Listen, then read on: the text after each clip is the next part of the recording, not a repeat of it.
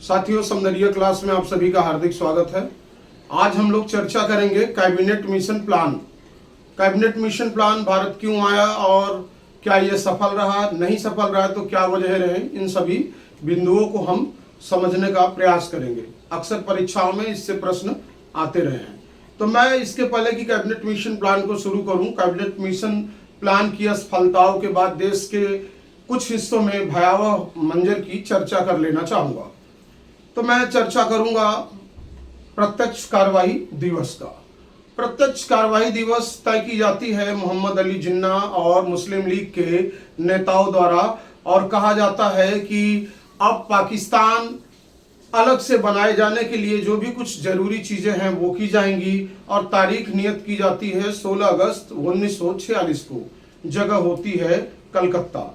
कलकत्ता की चाहे मुख्य सड़क हो, चाहे गली हो, चाहे फुटपाथ हो, यहाँ पे भारी रक्तपात होता है, भारी हिंसा होती है। देखते ही देखते 2 दिनों के भीतर मारे जाने वाले लोगों की संख्या 4000 तक पहुंच जाती है। पुलिस मूक दर्शक बनी देखती रहती है। आरोप ऐसा लगाया जाता है कि तत्कालीन मुस्लिम लीग की सरकार जो कि होती है कलकत्ता में, उसके मुख्यमंत्री होते हैं एच.एस. सोहरावर्दी। एच.एस. सोहरावर्दी के इशारे पे ये कत्लेआम चल रहा था, जिससे कांग्रेस और दूसरे बड़े नेताओं पे दबाव बनाया जा सके कि मुस्लिमों के लिए एक अलग प्रांत, एक अलग देश पाकिस्तान का सृजन किया जा सके। शुरुआत में तो एक पक्ष के लोगों द्वारा काफी खून खराबा किया जाता है, प्रत्युत्तर में दूसरे पक्ष भी धावा बोलते हैं और ये सिलसिला चलने लगता है। इसमें प्रश्न उठता है कि किस पक्ष की हार या जीत हुई, कांग्रेस या मुस्लिम लीग की। तो न तो कांग्रेस जीती न ही मुस्लिम लीग जीती, बशर्ते इंसानियत की जरूर हार हुई।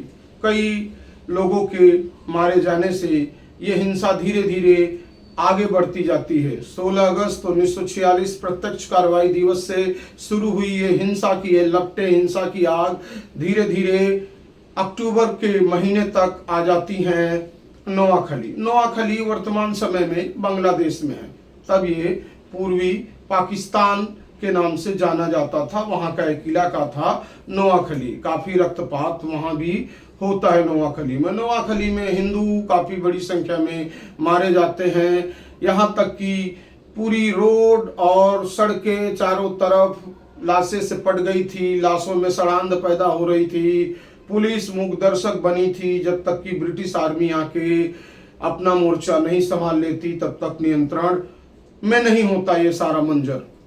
उस मंजर को देख के महात्मा, तब के महामानव मोहनदास करमचंद गांधी नंगे पांव उन गलियों से गुजरते हैं जहां की खून खराबा हुआ था। कई घायलों के मरहम लगाते हैं, उपवास करते हैं और लोगों से भाईचारा बनाए रखने की अपील भी करते हैं। इतना बड़ा कद जरूर था महात्मा गांधी का कि उनकी इस अपील का असर भी होता है और धीरे धीरे ये खून खराबा, ये रक्तपात और उकसा जाता है। कुछ हिस्सों में और देखने को मिलता है, जैसे बिहार में भी ये स्थिति बनती है खून खराबे की। महात्मा गांधी वहाँ पे भी जाके सख्त होते हैं और लोगों को हिदायतें देते हैं कि हमें इंसानियत और भाईचारा नहीं भूलनी चाहिए। देश तो बनता बिगड़ता रहता है, लेकिन मोहब्बत लोगों के दिलों में बनी रहनी चाहिए। महात्मा गांधी के कथन से वहाँ पे भी हिंसा में नियंत्रण हो जाता है। धीरे धीरे पंजाब में भी छुटपुट हिंसा की खबरें आती रहती हैं। तो अब मैं चर्चा करूंगा कि ऐसी क्या वजह आई थी कि इतने निर्दोष लोगों को मौत के घाट उतार दिया गया। बात है मार्च 1946 की। ब्रिटेन के तत्कालीन प्रधानमंत्री क्लीमेंट एटली, उनकी पार्टी थी लेबर दल। वो 3 कैबिनेट सदस्यों को भारत भेजते इसलिए हैं कि भारत जाके वो भारत में जो राजनीतिक गतिरोध चल रहा होता है उसको वो समाप्त कर सके, कोई बीच का रास्ता निकाल सके। 3 सदस्यों में शामिल थे पैथिक लॉरेंस, ये भारत सचिव होते थे। स्टेफोर्ड क्रिप्स, व्यापार मंत्री कह सकते हैं इनको, और अलेक्जेंडर अलेक्जेंडर नाम के एक व्यक्ति जो नौसेना के पहले लॉर्ड थे। ये भारत पहुंचते हैं और एक प्रस्ताव रखते हैं कांग्रेस और मुस्लिम लीग पार्टी के समक्ष कि देश जो है वो अखंड रहना चाहिए, भारत का विभाजन नहीं होने जा रहा है, भारत को एक ही सूत्र में पिरोया जाना सही रहेगा। इसके लिए उनके प्रस्ताव में शामिल था कि एक संविधान सभा का गठन किया जाएगा और संविधान सभा के जो सदस्य होंगे, या यूं कहें संविधान बनाने वाले लोग जो होंगे वो भारतीय ही होंगे।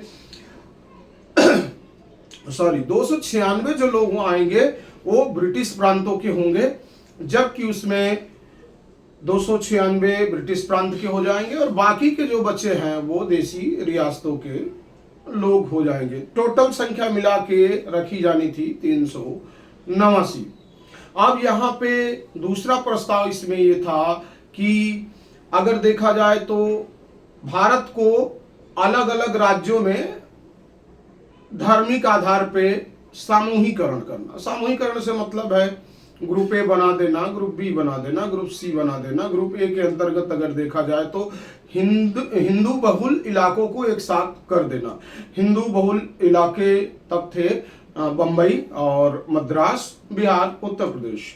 अगर हम मुस्लिम बहुत इलाकों की बात करें तो इन्हें ग्रुप बी और ग्रुप सी में बांटा गया था। ग्रुप बी के अंतर्गत देखा जाए तो पंजाब और सिंध प्रांत और उत्तर पश्चिम सीमा प्रांत, और ग्रुप सी में उत्तर पूर्वी इलाके जो भारत के थे, यहाँ पे भी मुस्लिम बहुल क्षेत्र था। इसमें शामिल था बंगाल और असम। ये सामूहिकरण करना था। शुरुआत में तो कुछ शर्तों के साथ कांग्रेस और मुस्लिम लीग ने भी इस योजना को स्वीकार कर लिया था, अर्थात दोनों लोगों ने अपनी आम सहमति बनाई थी कैबिनेट मिशन प्लान के प्रति। किंतु आगे चल के कुछ मुद्दों पे मतभेद हो जाता है और मुस्लिम लीग को ऐसा लगने लगता है कि शायद अब हमारा अलग राष्ट्र बनाने का सपना पूरा नहीं होगा, और इसलिए वो घोषणा करते हैं कि 16 अगस्त 1946 को प्रत्यक्ष कार्रवाई दिवस होगा। वही प्रत्यक्ष कार्रवाई दिवस जिसके बारे में हमने शुरुआत में चर्चा की कि कैसे इंसानियत शर्मसार हुई थी। कई लोगों के खून से हाथ रगड़ने के बाद न तो हिंदू जीता था न मुस्लिम जीता था, मरी थी तो केवल इंसानियत। 12 हम लोगों ने समझा कि किस प्रकार से 389 सदस्यों का चुनाव होता है।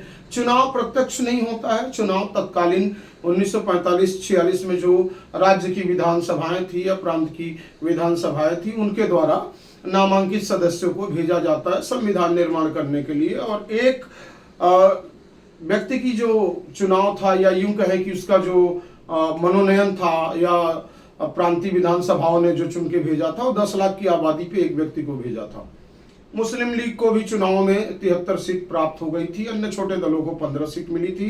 कांग्रेस को 208 सीट मिली थी। मुस्लिम लीग चिंतित हो उठी थी कि 208 सीट मिलने से कांग्रेस जो भी नियम कानून बनाएगी वो हिंदुओं के ही पक्ष में होगी, मुस्लिमों का क्या होगा। और इसी वजह से वो और ज्यादा तनाव में आके प्रत्यक्ष कार्रवाई दिवस की घोषणा कर दी थी। दूसरी अगर बात देखें तो जो कैबिनेट मिशन प्लान की एक मुख्य बिंदु थी वो ये था कि रक्षा, विदेशी मामले और संचार दे के केंद्र की स्थिति को बहुत मजबूत न बनाया जाना, केंद्र की स्थिति को राज्यों के मुकाबले थोड़ा सा कम ही रखना, मतलब कमजोर केंद्र की स्थापना करना। हालांकि देश की आज़ादी के बाद केंद्र का जो प्रारूप है, वर्तमान जो रूप है वो काफी मजबूत है, राज्यों के मुकाबले काफी सख्त और मजबूत केंद्र है। जरूरी भी था देश के एकीकरण में कि देश एक रहे, इसलिए बहुत सारे अधिकार केंद्र के पास होने चाहिए थे। राज्यों को भी कुछ अधिकार दिए गए थे। राज्यों के अधिकार तब केंद्र से ज्यादा थे। कैबिनेट मिशन प्लान में स्वास्थ्य हो, शिक्षा हो, पुलिस हो, राजस्व हो, इन संबंधी मामले पे कानून बनाने की छूट राज्यों की थी, वो बना सकते थे। यहां तक कि कुछ ऐसे विषय जो कि केंद्र की सूची में नहीं थे, 3 ही विषय दिए गए थे, चाहे वो रक्षा हो, चाहे विदेशी मामले हो या संचार हो। इसके अलावा जो भी विषय है वो अवशिष्ट शक्तियां के अंतर्गत राज्यों के पास अधिकार था कि वो उस पर कानून बना सके। तो आज हम लोगों ने चर्चा की कैबिनेट मिशन प्लान की और कुछ जगहों पे जो इसके दौरान होने वाली हिंसा थी इसके आए हुए सदस्यों की, क्यों आए थे, किसने भेजा था, इन सारे बिंदुओं को हम लोगों ने कवर करने का प्रयास किया, बात की, हमने चर्चा की। वीडियो अगर अच्छा लगा हो तो फिर चैनल को लाइक करें और अगर सब्सक्राइब कर लेंगे तो और अच्छा लगेगा।